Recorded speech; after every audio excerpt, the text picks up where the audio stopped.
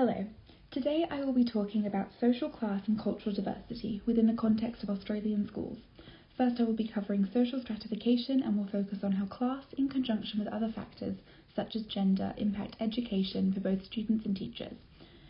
I will then look into cultural diversity by exploring Australia's history of racism, the contemporary issues facing students and teachers as a result of the White Australia policy, and how current policies are addressing these problems, as well as what gaps exist. I will be analysing these issues through a Marxist and feminist lens in order to answer the question, is Australia truly a meritocracy? So first, what are my chosen lenses? Marxism is a critique of the fact that social classes were formed on the basis of people's relationship to labour and whether they owned capital. Karl Marx, the father of this theory, argued that social inequality arises as a result of unequal distribution of power. While this theory came about during the Industrial Revolution and was applied to a more segregated society, I believe in 21st century Australia it is important to analyse who possesses various kinds of capital, to what degree, and the consequences. Most pertinently, we must dissect how ideologies orchestrated and upheld by those in power, such as teachers and school boards, reinforce domination. Ideologies are the conscious or unconscious ways of viewing the world, and schools are some of the most powerful arenas in challenging or perpetuating negative ideologies, for example, those relating to class, race, and gender.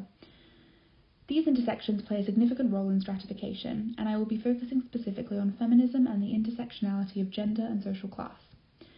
Feminism is the belief in social, economic, and political equality of the sexes.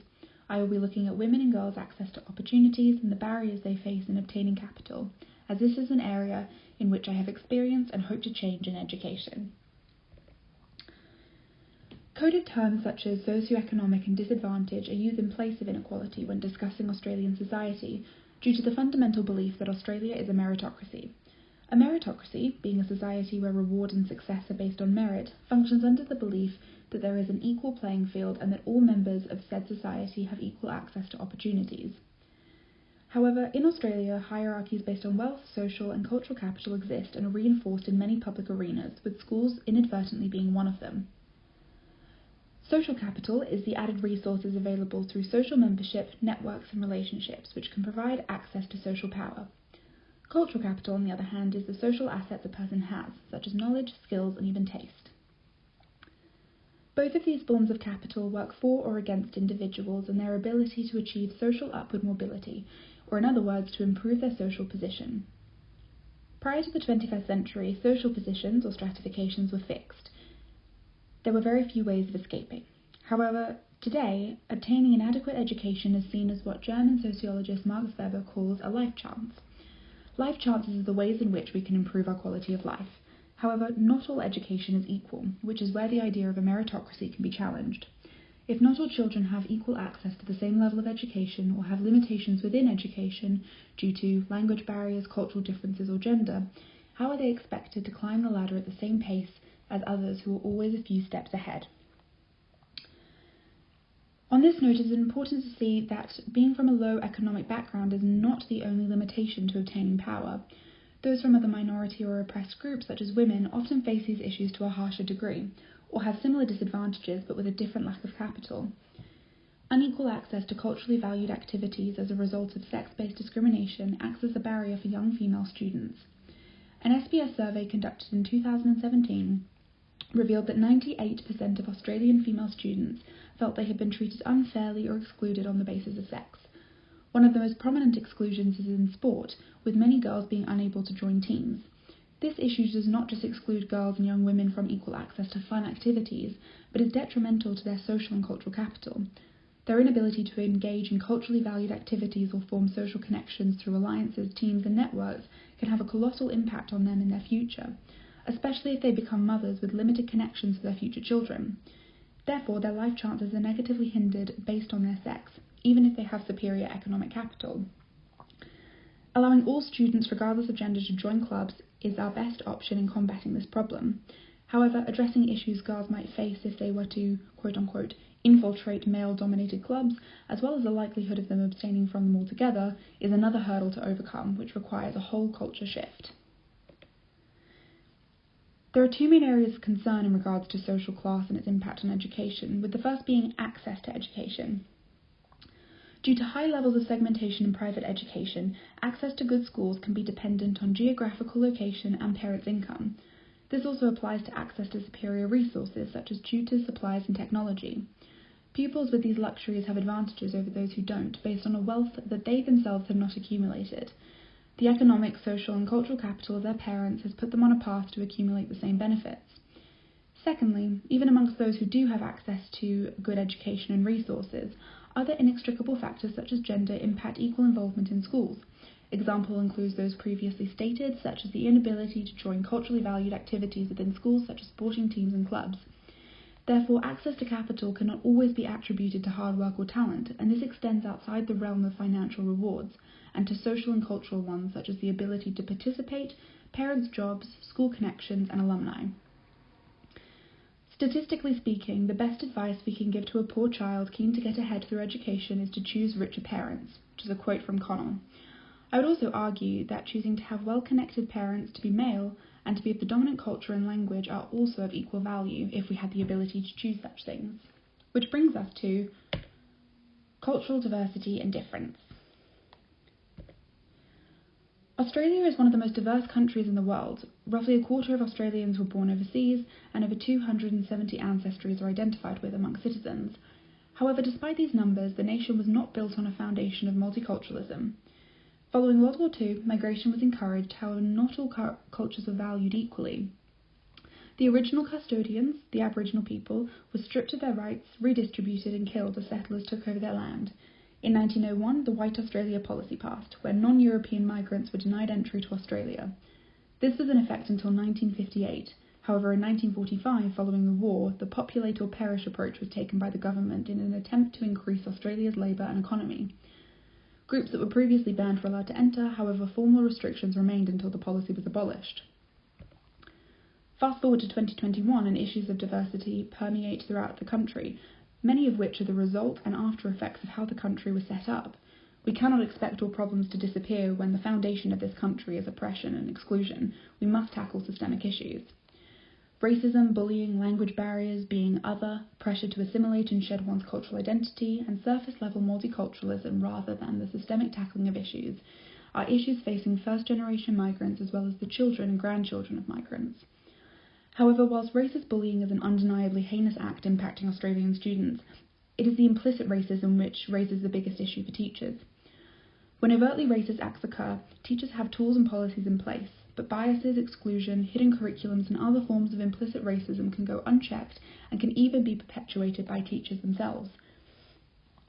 The ACT Multicultural Strategy 2010 to 2013 framework, which was reviewed again in 2019, addresses how we can help immigrants, migrants and refugees to integrate into Australian society and schools in a way which caters for cultural appreciation and extends help to those experiencing hardships or barriers. The framework includes 6 themes with their focuses being languages, children and young people, elderly people, women, refugees and intercultural harmony and religious acceptance. Each theme has a different set of policies and or practices in place to help integrate and assist those coming to Australia to live, work and to study. An example in education includes the inclusion of ESL courses for children and adults, particularly those attempting to enter mainstream schools. However, an issue we will explore is how teachers are not the ones equipped or responsible to help with this transition. So what are the roles and responsibilities of teachers in schools? There are 3 main areas where teachers possess responsibility. Teachers need to address diversity on the pedagogical level, must be trained to understand the links and issues between culture and education, and they have a duty to promote cultural awareness and empowerment amongst students. The first example includes teaching about different cultures in a way that values diversity, rather than just seeing it as a cross-curriculum priority target to hit, and also includes differentiation for diverse learners, such as EALD learners. Carol Tomlinson's differentiation model, where the content, process, product and environment can all be altered to suit the varied needs of students, can be applied here. An example may be a different grading criteria for those who struggle with basic literacy, and a simpler assignment that does not test them too far out of their comfort zone. The second example relates to how prepared teachers are to teach students from different backgrounds, with languages being a common obstacle. A report by education researchers from the University of Sydney titled Representations of Cultural Diversity in Schools and Community Settings argues that ESL training should be mandatory for teachers. This is something I really do believe in theory. However, with the limited time and resources teachers have, I would argue that before this becomes a reality, burdens such as administrative work should be lessened first, and more funding should be going into ESL teachers. Lastly, and perhaps the most difficult, is the promotion of positive cultural relations amongst students. Racism, conflict and bullying have a multitude of factors involved, and the teacher is only one positive influence in students' lives. Modelling positive relationships and behaviour and the education of cultural diversity go a long way. However, students exist in what psychologist Yuri Bronfenbrenner calls the microsystem, which is made up of their families and friends, all of whom have an equal influence over their views and behaviours. It is therefore important that schools act as a social cohesion bridge, bringing together the community to promote diversity, for example through the use of parents' nights that focus on diversity, multicultural days, field trips and guest speakers. While these are all important and achievable goals, it is important to look at the specific gaps that teachers themselves are contributing to. Implicit racism from teachers can include not dedicating enough time to those with different needs, excluding certain cultures from history and other humanities classes, devaluing other opinions, only focusing on the mainstream view, and possessing biases. Given that the majority of teachers in Australia are white and from European and British descent, and that the curriculum was designed for the quote-unquote everyday average Australian, it will be no surprise that schools cater to mostly white students. As Karl Marx said, ideologies reinforce domination, and it is important to think critically about which people are being overlooked and undervalued, whose values are being instilled in the classroom, what perspectives are being valued, and who is being silenced or left out of the conversation altogether. The report stated that addressing and catering for diversity typically only exists in schools with sufficient amount of diverse students. Otherwise, it easily goes unnoticed. There are two main issues here. The first is that given the segmentation of Australian schools, the majority of private schools have mostly white upper-middle-class students, and those who do not fit the dominant mould therefore may not be receiving adequate level of adjustment. Secondly, in schools with limited diversity, cultural engagement may be non-existent. Other than the odd multicultural day, schools may not deem the learning about and celebration of difference to be pertinent to their particular learning environment, meaning that students may leave school with limited knowledge about other cultures. The report detailed how we should help rectify this issue, with the four main issues being detailed on the screen. They are a renewed focus on culturally responsive practices and policies, increased allocation of resources to schools to restate the benefits and challenges of working within a diversity framework, all pre-service teachers undertake one subject in ESL training, and that the professional development of teachers in schools is extended, and finally schools need to address issues of Australian identity, racist attitudes and behaviours by drawing on our history and experience of waves of migration and the resulting impact. The recommendations here celebrate diversity, encourage difference and promote active engagement from teachers, students and the broader community in creating a safe and inclusive environment for all.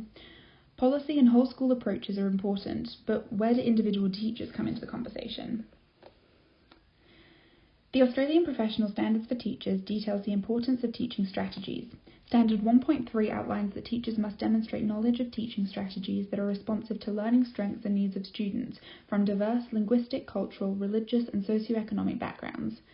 However, this should not just be a tick in the box. The goal is to create a multicultural education where differences are valued and explored. As a result of exploring the topics we have been analysing, teachers will be able to spot racism, create a positive classroom and school climate where all feel welcome, encourage multiple perspectives, and implement learning about different cultures into their lesson plans where possible. Which brings us to, is Australia a meritocracy? The idea that education holds the ticket even for those with limited life chances to achieve social upward mobility is not entirely accurate. According to research, improving your life is not always as simple as obtaining an education. The quality of that education, in conjunction with social and cultural capital an individual and their families have access to, plays a role. Due to the fact that much of a student's opportunities are based on their parents' wealth and connections, not all students have the same access to quality schooling. Furthermore, limitations within and after school, based on their capital, such as gender, culture and language, act as barriers even if they possess economic capital and are reaping those rewards. As a master's student, I of course do not have a fix for this issue. However, I'm personally opposed to the concept of private versus public schooling. This is a controversial opinion and not one that I'm outwardly recommending in terms of abolishing private schools. However, given that Australia is not an equitable country, the main course of action is fixing this with good access to equal education. All young people should have equal access to the same quality of schooling that emphasises social inclusion and empowerment so that they can have an equal basic life chance. To summarise, I do not think Australia is definitively a meritocracy due to the barriers and unequal starts in life. However, I very much value education as being one of the best chances an individual has to improving their life to the best of their abilities. Unfortunately, until poverty, sexism and racism are cured, our best hope is to equip students with the best education that we and they have access to. Thank you.